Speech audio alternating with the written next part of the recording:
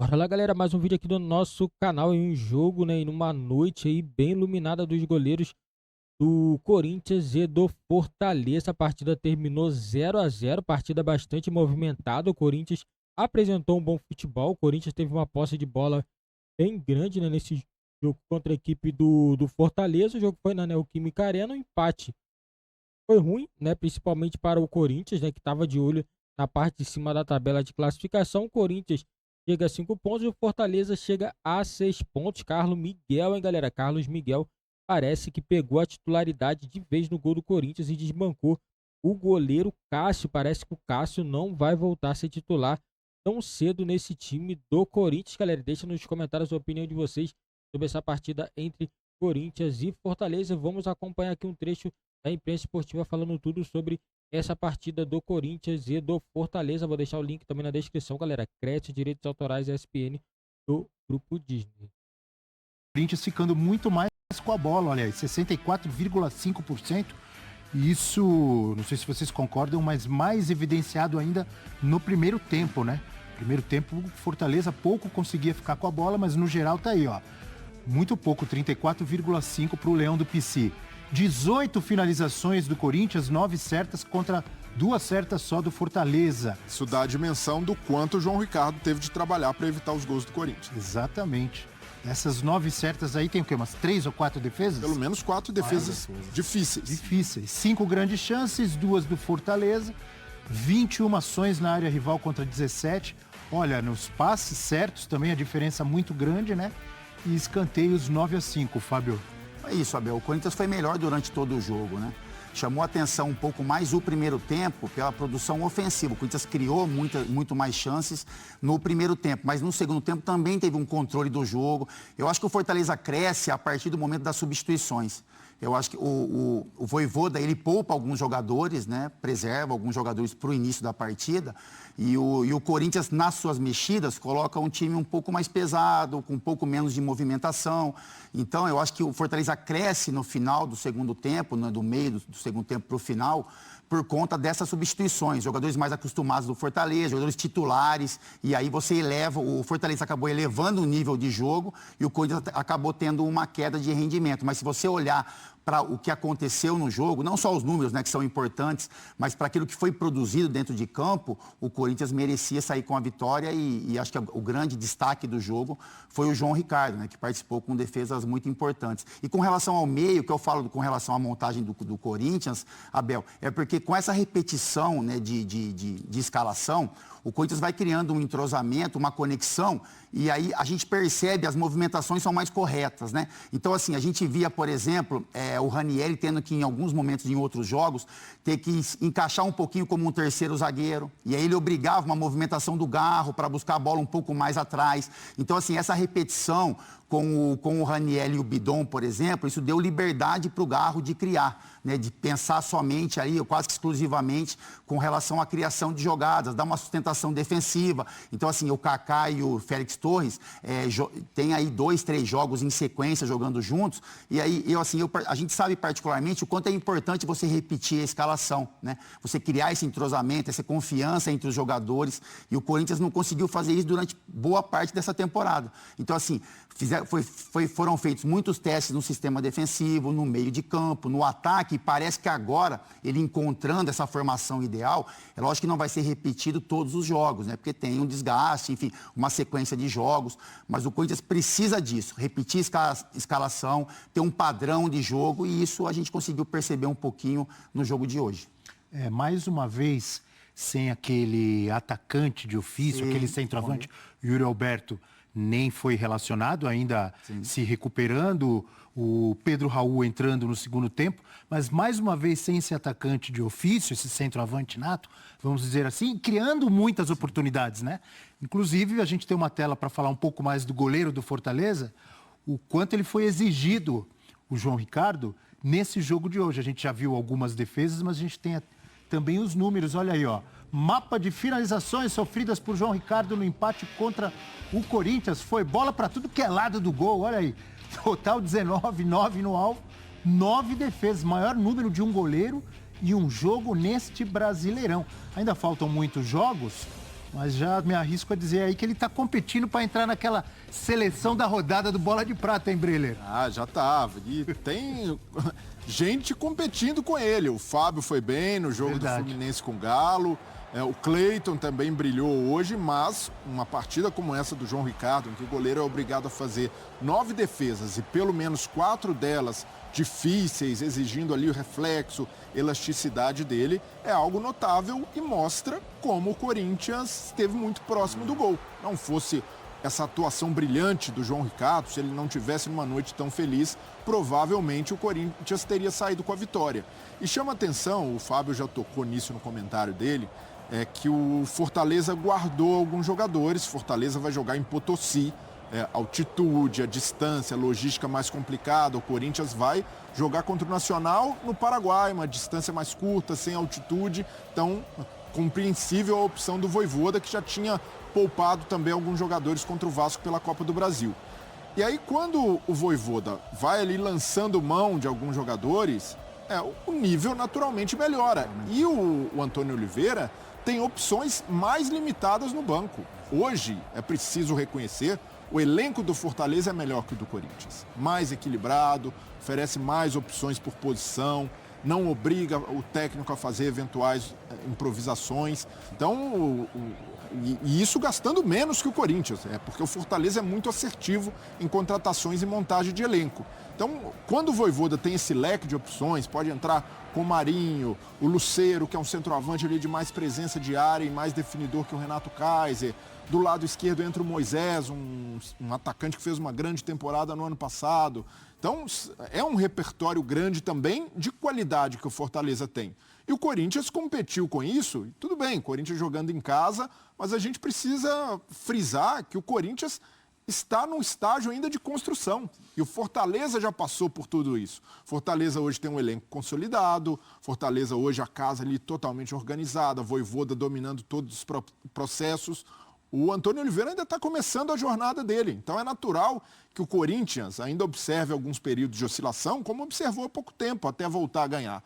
Então é preciso que o torcedor tenha calma, mas saiba valorizar o que o Corinthians fez hoje, que é algo muito difícil. Colocar um adversário como o Fortaleza nas cordas, pressionando, com regularidade no jogo. A gente percebe, no primeiro tempo, de fato, foi um domínio maior do Corinthians. Mas no segundo, o Corinthians ainda teve mais posse de bola, o mesmo número de finalizações do Fortaleza, continua martelando. Fez o João Ricardo trabalhar de novo. Trabalhou mais vezes. Então foi um jogo constante de protagonismo do Corinthians. Então por isso eu vejo que está num caminho de evolução e de afirmação sob o comando do Antônio Oliveira. Um jogo bem melhor do que do meio de semana, né? Porque o Corinthians venceu no meio de semana, enfrentou um adversário pior tecnicamente, né? Porque é um time que disputa o campeonato da Série D com todo o respeito, que se deve ao América, mas jogou muito mal, né? O Corinthians deu ao adversário muitas chances de gol, coletivamente não conseguiu produzir, venceu porque tem quem tinha jogadores melhores também com relação àquela partida. Mas hoje não, acho que o torcedor que foi à Arena hoje viu um time que se portou muito melhor coletivamente, né? Time que produziu muito ofensivo, mas que as linhas mais encaixadas, né? Não possibilitando tantas chances para o adversário. Aí é um contra-ataque, né? Um erro de posicionamento que o Corinthians tem que corrigir, né? Talvez um lance desse mudaria todo o cenário do jogo, mas é um time que se posicionou melhor, que aproximou mais as linhas, teve uma compactação melhor do que jogos anteriores. Então, acho que é um processo que o torcedor sai da Arena hoje com o sentimento de que, é lógico que o Corinthians poderia vencer, conquistar os 3 pontos que seriam importantes, mas que produziu para isso, né? O importante é que o Corinthians produziu para vencer o jogo, não venceu, mas fica uma expectativa de que tenha uma evolução para dentro do trabalho do Antônio. O jogo de meio de semana, quando o Corinthians vence o América de virada, fora de casa, destaque muito grande para o Carlos Miguel, com muitas defesas. Hoje eu concordo com o que você colocou no início do programa, Fábio, que ele não teve nenhuma grande defesa, mas as 2 grandes chances do Moisés no segundo tempo e do Breno Lopes no primeiro, ele dá para ver que ele assusta o atacante. Os 2 tentam tirar demais, colocar muito no cantinho. Isso acontecia com o Dida também. Exatamente. Né? Até hoje, quando eu lembro daquele pênalti do Edmundo, na final do Mundial. É engraçado porque ele deixa a definição para o atacante, né? Principalmente no lance do primeiro tempo ali. Porque se ele faz qualquer tipo de movimentação, ele facilitaria a decisão do atacante, de fazer um drible, de colocar a bola em um lugar que ele não conseguiria chegar. É só dele sair, exatamente, ele espera. Vê aquele gigante com aquela envergadura, não é? 2,04 metros, impressiona, né? Ele obriga o atacante a ter que tirar muito dele para fazer o gol e hoje acabou contando também com a sorte. E uma coisa, muito seguro no jogo com os pés. Sim, muito seguro. Verdade. Saindo bem, fazendo boas opções, quando precisa lançar, lança. Então é algo, até uma virtude que o Cássio veio trabalhando, mas não é natural dele, e o Carlos Miguel demonstra ali fazer com segurança e com mais naturalidade. A reposição é muito boa. Boas reposições. Então o Essa Carlos... é uma delas que deu a chance pro Mateuzinho, ó. O Mateuzinho teve a chance aí jogando... Você combinou com a produção, você? Não, a gente tá entrosado aqui, como esse Corinthians do Antônio Oliveira vai se entrosando. E o Carlos Miguel hoje está pronto, de fato, para ser titular do Corinthians. Mas é o que a gente vinha falando no 360 durante a semana, né, Abel? O torcedor que hoje exalta o Carlos Miguel, dono da posição, na primeira oscilação, na primeira falha, vai cobrar e pedir a volta do Cássio. Então é preciso ter calma também com essa transição do Cássio. Não é fácil substituir e colocar no banco um goleiro como ele, mas o Carlos Miguel até aqui tem ido muito bem, muito seguro. Não fosse a noite do João Ricardo, ele também teria sido ali um dos melhores em campo, pelo trabalho que fez, pela segurança que passou. Mas a atuação do João Ricardo, por ter trabalhado mais, foi mais impactante que a do Carlos Miguel. A gente tem números, né? Temos números do Carlos Miguel, a gente está falando muito dele. Realmente o jogo do meio de semana contra o América de Natal foi o que ele mais teve que trabalhar, mas hoje... a gente tem nos 3 jogos, então, né?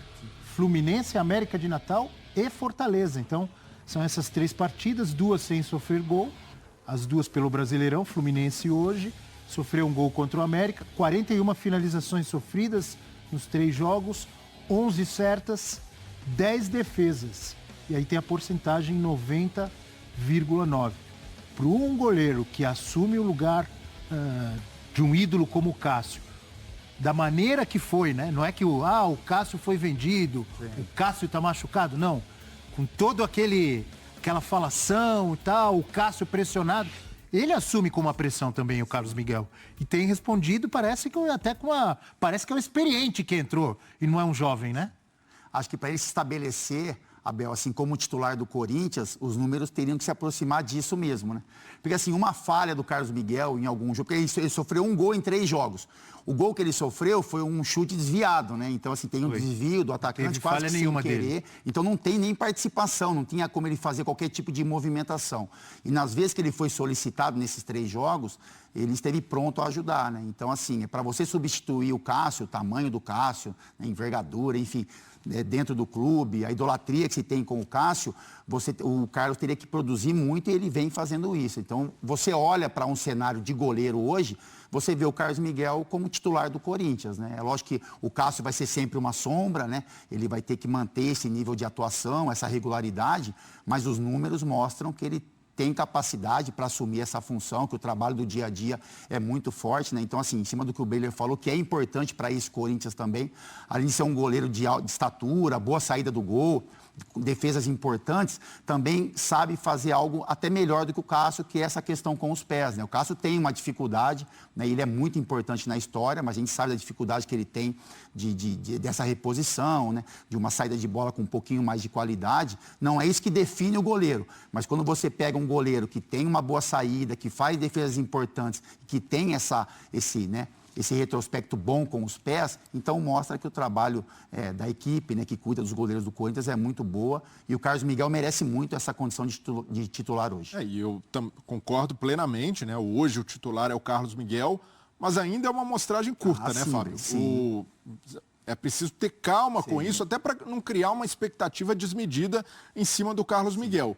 O Cássio se provou no Corinthians muito pelos jogos grandes. No jogo grande, o Cássio crescia e ganhava a partida para o Corinthians e ficou marcado por isso já na primeira temporada dele como titular naquela Libertadores, até o lance inesquecível do Diego Souza, ali o Breno Lopes, pela característica do lance, até lembrou um pouco, né? Sai sozinho na cara, o Carlos Miguel fecha, embora não tenha feito a defesa, foi importante pela maneira como saiu, mas o Cássio é isso no Corinthians, o jogador e o goleiro de jogos grandes, e o Carlos Miguel ainda vai precisar passar por esses testes de fogo.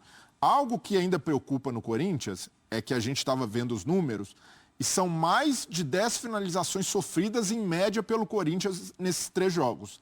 Eu ia até perguntar isso, porque foram 3 jogos, 41 finalizações, né? 41 finalizações. É alta a média? Ainda é uma média, né? É uma média alta. E é isso, sofre contra o Fluminense e Fortaleza, que é natural sofrer, são times agressivos, mas sofre também contra o América de Natal. Então é um time que ainda precisa se assentar defensivamente. Eu vejo que está começando a existir um bom encaixe entre Kaká e Félix Torres, mas há ainda um problema de compactação defensiva. Então, sempre que a gente olhar para o goleiro do Corinthians, a gente precisa olhar para o sistema defensivo. Por que o Cássio passou a ser mais questionado nas últimas temporadas? Porque a bola toda hora chega. Está rondando, ou o goleiro tem de fazer milagre, ou às vezes será exposto por falhas. Então o Corinthians precisa resolver e acredito que está num bom caminho para isso. Mas não dá para acreditar que o Corinthians vai melhorar defensivamente, estancou a sangria só porque trocou Cássio por Carlos Miguel. É todo um sistema e, naturalmente, se o goleiro ficar menos exposto, tende a falhar menos, tende a ser protagonista como quando for exigido, e aí aumentam as chances do Carlos Miguel se tornar um novo Cássio, de aparecer nos jogos grandes, que naturalmente um goleiro tende a trabalhar mais. A presença do Cássio. Galera, eu também acho, eu acho que o Carlos Miguel tem tudo para poder ter uma sequência muito grande no Corinthians. Na minha opinião, eu acho que o Cássio não volta a ser titular no Corinthians, a não ser se o Carlos Miguel se machucar, ficar suspenso por cartões. A não ser isso, eu acho que o Cássio não volta. Eu acho que também não tem muito clima mais pro Cássio, né? O torcedor fica muito irritado, apesar que eu acho que o momento do Corinthians não se passava só pelo Cássio, a culpa não era só do Cássio, mas tem que se renovar, infelizmente tem que se renovar, e o Corinthians tem que passar por esse momento de renovação. Todo goleiro passa por isso, e não vai ser diferente também com o Cássio, que na minha opinião é o maior goleiro da história do time do Corinthians. E o João Ricardo, hein, galera? João Ricardo agarrou muito. Se não fosse ele, o Fortaleza teria saído com a derrota hoje nesse jogo do Corinthians na Neoquímica Arena. Foi um jogo aí que o goleiro trabalhou. Os goleiros, não tem como nem falar só o goleiro, os goleiros trabalharam muito bem nessa partida. O Fortaleza é uma equipe muito estruturada, né, galera? O Fortaleza é impressionante como nos últimos anos a equipe tem se tornado muito forte, né? E consegue fazer muitos jogos muito competitivos, tanto jogando em casa ou fora de casa. Eu já tinha dito isso em outro vídeo, que a equipe do Fortaleza ia vir forte, e veio muito forte contra a equipe do Corinthians, né? E o próximo jogo, né, vai ser a 6ª rodada do Campeonato Brasileiro. A equipe do Fortaleza enfrenta o Botafogo no Castelão. E o Corinthians joga contra o Flamengo no Maracanã, sábado, 4 horas da tarde. Então o Corinthians tem uma pedreira pela frente, e o Fortaleza vai enfrentar a equipe do Botafogo, que vem numa sequência muito boa pelo Campeonato Brasileiro. Lembrando que no próximo meio de semana teremos Libertadores e Sul-Americana, galera.